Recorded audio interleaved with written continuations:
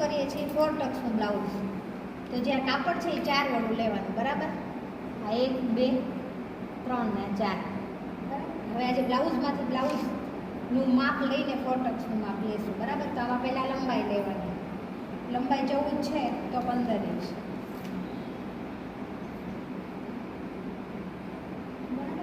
હવે શોલ્ડર આવી જ રીતે લેવાનું. 9 છે તો 1 ઇંચ વધારવાનું. 10 તો 10ના અડધા 5 ઇંચ, બરાબર. તો 5 ઇંચ હોય ને તો આપણે 2નું જ રાખવાનું છે ગળું. 5થી વધારે હોય ને શોલ્ડર તો અહીંયા 2.5નું ગળું રાખવું. 2.5નું ગળું એટલે પહોળાઈ, બરાબર. હવે બાય ગળ 5 ઇંચ છે તો 5.5, અડધો ઇંચ વધી જાય બાય ગળ. તો અહીંયાથી બાય ગળ લેવાનું 5.5, બરાબર. હવે આગળના ગળાની લંબાઈ 5 ઇંચ,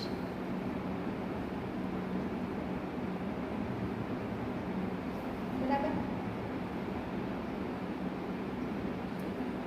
હવે અહીંયાથી છાતીનું માપ 7.5 છે તો 2 ઇંચ વધારે. કેટલું? 2. 7.5, 8.5 ને 9.5. હવે અહીંયાથી 1 ઇંચે નિશાન આપવાનું અને 1.5 ઇંચ, બરાબર. અને અહીંયા 2 ઇંચનું આપણે માર્જિનનું નિશાન કરી દેવાનું.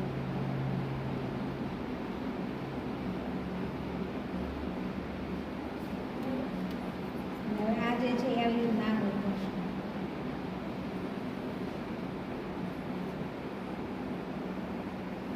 હવે નીચે કમરનું માપ 6 ઇંચ છે તો આમાં 3 ઇંચ વધારે. એક પાછળના ટક્સ, બરાબર. 6 છે તો 3 ઇંચ વધે તો 9 ઇંચ થઈ ગયું. 2 ઇંચ માર્જિન અને 1 ઇંચ પાછળના ટક્સનું.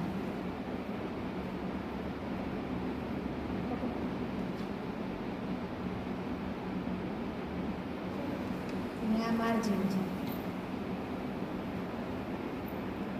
હવે આપણે આમાં પાછળના ટક્સનું 1 ઇંચ વધાર્યું, બરાબર. અને અહીંયા 1 ઇંચ વધાર્યું. તો 2 ઇંચ માર્જિન છે ને 1 ઇંચ પાછળના ટક્સનો અને આગળના ટક્સનો 1 જ ઇંચ વધે છે. તો ટોટલ 3 ઇંચ જ થઈ ગયું. નીચે તો નીચે પણ 3 ઇંચ વધારવાનું અને ઉપર 3 ઇંચ. ઉપર આ ટક્સનું આમાં જ આવી ગયું, બરાબર. આગળનું 6 છે તો 3 ઇંચ લીધું એટલે આગળ અને પાછળ બંનેમાં 1 ઇંચ વધ્યું. તો 1 ઇંચ વધ્યું છે એ ટક્સનું છે. તો આપણે ટક્સનું નિશાન અહીંથી આ માપ લેવાનું, બરાબર. 2.5 ઇંચે છે તો 1/2 ઇંચ અહીંયા સિલાઈમાં જતું રહેશે અને 1/2 ઇંચ ટક્સમાં. તો 2.5 ને 3, 1 ઇંચ કેટલા થાય? 3.5. તો એ 3.5 એ ડોટ પોઈન્ટ કરવાનો પહેલાં, બરાબર. ડોટ પોઈન્ટ 3.5 અને ઉપરથી જે ડોટ પોઈન્ટ આવે એ આવી રીતે માપી લેવાનું. 9 ઇંચ આવે છે તો 1/2 ઇંચ અહીંયા શોલ્ડરમાં ફિટ થાય તો 9.5, બરાબર. આની સાથે લેવાનું 9.5 થઈ ગયું. હવે બંને બાજુ 1/2 ઇંચ અહીંયા જ ખાલી આપણે આવે છે માર્જિન આમાં.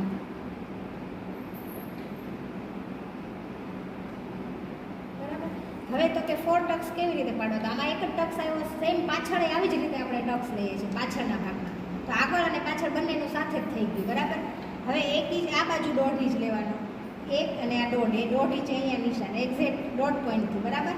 અને 1.5 ઇંચે અહીંયા નિશાન, 1.5 ઇંચે આ બાજુ અને 1.5 ઇંચે આ બાજુ, બરાબર. એક્ઝેક્ટ આ ડોટ પોઈન્ટથી બંને બાજુ નિશાન કરવાનું અને એક જે પોઈન્ટ ઉપરનો છે એ 2 ઇંચે નિશાન કરવાનું. કેટલા? 2 ઇંચે આની ઉપર એક્ઝેક્ટ. હવે આ ભાગ છે એ આમ સીધે સીધો આવી જશે આમ. આ ટક્સ, આ ટક્સ છે એ તમે આમ આડોય લઈ શકો અને સીધો લઈ શકો. તો આપણે સેજ ક્રોસમાં લઈશું, બરાબર. અને આ બાજુનો છે આઈ હૂક બાજુ એ સીધો લેવાનો આમ. 1 2 ને 3 4 ટક્સ થઈ ગયા. આમાં 1/2 ઇંચ નિશાન, બરાબર. આપણે જેમ કટોરીમાં કેમ ટક્સ લઈએ છીએ એવી રીતે જ પકડીને ટક્સ લઈ લેવાનું. હવે આ જે છે એમાં માઇનોર, આમાં આપણે માપ નથી લીધું, આનું કોઈ માપ નથી એટલે સેજ સેજ જ લેવાનું, હાવ જરાક, બરાબર. એક આ આમાંય સેજ આવી રીતે 4 ટક્સ થોડા અંતરે લઈ લેવાના. આને 4 ટક્સ કહેવાય, બરાબર. હવે આમાં તમારે વી શેપ કરવું હોય કે પછી ગમે શેપ વાળું કરવું હોય તો આપણે અત્યારે છે ને આ શેપ વાળું કરી નાખવાનું, આગળનું કરવું, બરાબર. તમારું 4 ટક્સ બ્લાઉઝ. હવે આને કટિંગ તો આવી જ રીતે કરવાનું, અહીંયાથી આ અને આ પાછળનો ભાગ, બરાબર. હવે આ પાછળનો ભાગ કરવો હોય તો આટલું કાપી અને પાછળ લઈ લેવાનું, અને પાછળના ગળા માટે તમારે જેટલું આનું માપ આવે 10 ઇંચ કે 12 ઇંચ જે આવે એ, બરાબર, એ રીતનું કરી નાખવાનું. આવી રીતે કટિંગ કરવાનું. હવે આ બાયનું માપ લઈને આપણે બાય કરવાની છે, બરાબર, 4 ટક્સમાં જ. તો લંબાઈ કેટલી છે? 10.5.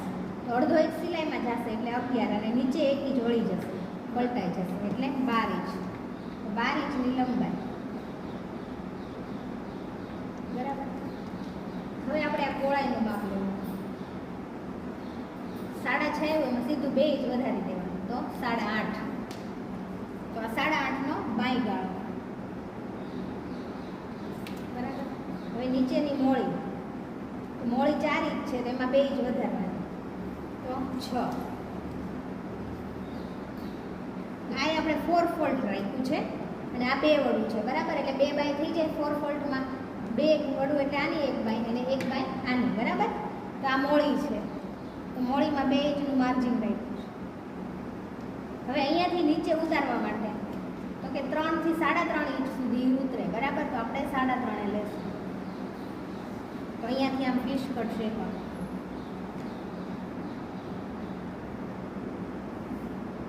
બે ઇંચ સુધી સરખું આવવું જોઈએ, બાકી આટલો ભાગ અડધો ઇંચ રહે, બરાબર. કેટલું રહે છે? અડધા ઇંચનું અંતર, અહીંયાથી આટલું. હવે આ બે ભાગ જે છે ને 2 ઇંચ સુધી સીધું જ આવે, બરાબર. અને અહીંયા 2 ઇંચ સુધી સીધું, અથવા 1.5 ઇંચ સુધી, બરાબર. આવી ગયું. હવે આ બંનેને આવી રીતે જોઈન કરો.